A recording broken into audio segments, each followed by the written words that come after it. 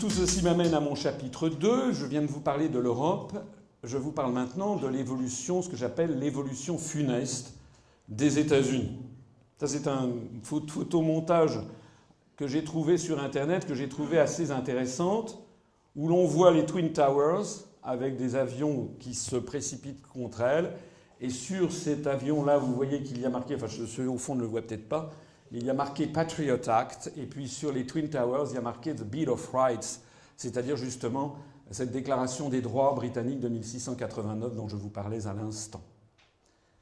Ça veut donc bien dire, et ça c'est un photomontage qui vient des États-Unis, ça veut donc bien dire qu'aux États-Unis, il y a quand même un certain nombre de gens qui ont compris aussi qu'il y a quelque chose qui vient de changer, en termes épistémologiques, si j'ose dire. Il y a un changement de société qui remonte à 2000 ans.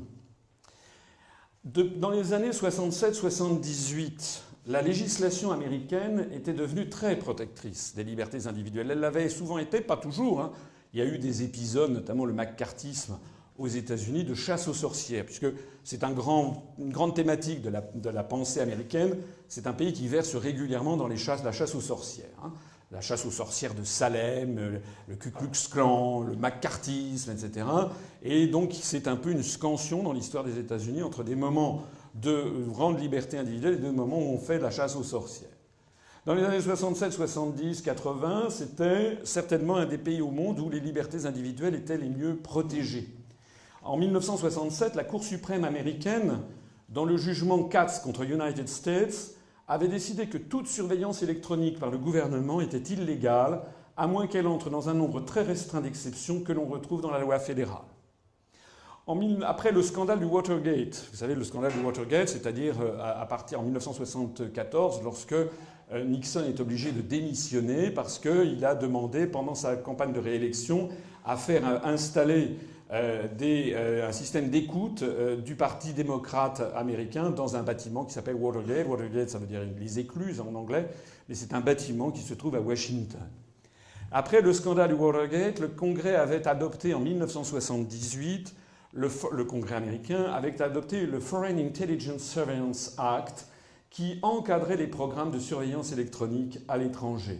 Cette loi stipulait que toute demande pour placer des individus sous écoute devait faire l'objet d'une déposition devant jury.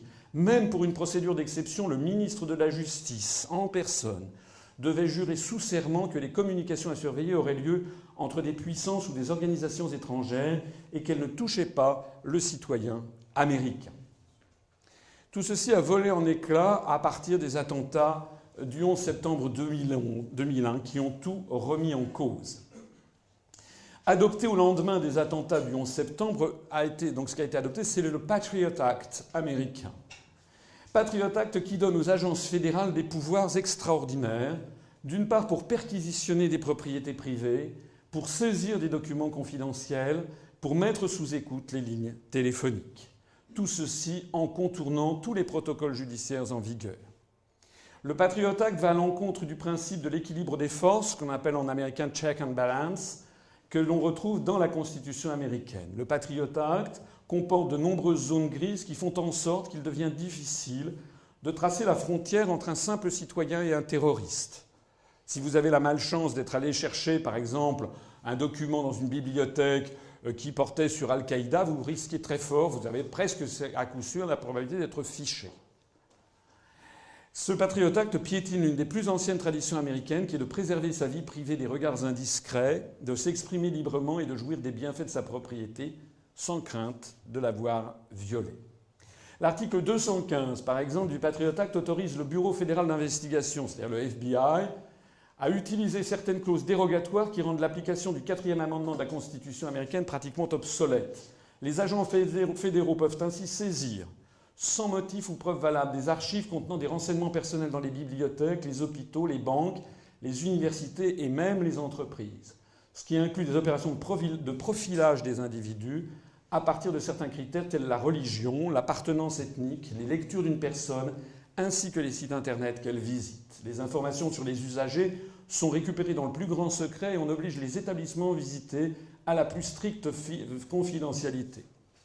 Une recherche dirigée en 2003 par le professeur Estabrook de l'Université de l'Illinois a confirmé la présence du FBI dans plus de 500 bibliothèques américaines. Et les quantités, il y a eu des quantités de faits divers où on rapporte que tel ou tel activiste américain pacifiste, par exemple, passe 5 heures ou 10 heures dans un commissariat de police parce qu'on a découvert qu'il avait échangé des emails jugés potentiellement dangereux parce qu'il contestant la politique du tel président.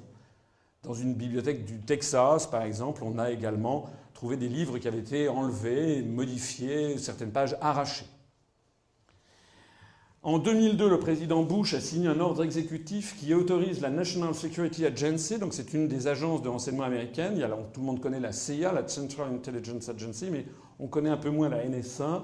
La NSA, dont vous savez qu'il y a des rumeurs insistantes qui disent que dans les codes de Windows, il y aurait toute une série de lignes qui seraient les lignes qui faciliteraient l'accès à la National Security Agency pour venir dans l'ordinateur de Monsieur Tout-le-Monde.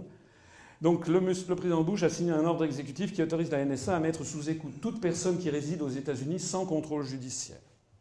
L'ordre peut être donné par le ministère de la Justice. Il n'est pas nécessaire de présenter une quelconque preuve de lien avec le terrorisme. C'est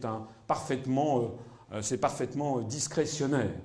Donc le FBI a pleine autorité pour rassembler une quantité astronomique de renseignements à partir des communications téléphoniques ou numériques qui entrent et sortent du pays. Ce programme est exactement un abus de pouvoir caractérisé puisqu'il faisait partie des chefs d'accusation contre le président Nixon peu de temps avant sa démission. Nixon avait dû démissionner en 1974 justement parce qu'il avait procédé à ce qui désormais est devenu le droit commun aux États-Unis. En d'autres termes, la véritable menace qui pèse sur les États-Unis n'est pas le terrorisme, elle est tout simplement la perte des droits constitutionnels. On voit bien d'ailleurs que c'est un pays qui tourne mal, qui est en train de virer, sous couvert d'être le grand défenseur des droits de l'homme et des libertés, en fait est en train de devenir un pays fondé sur une dictature d'un genre nouveau.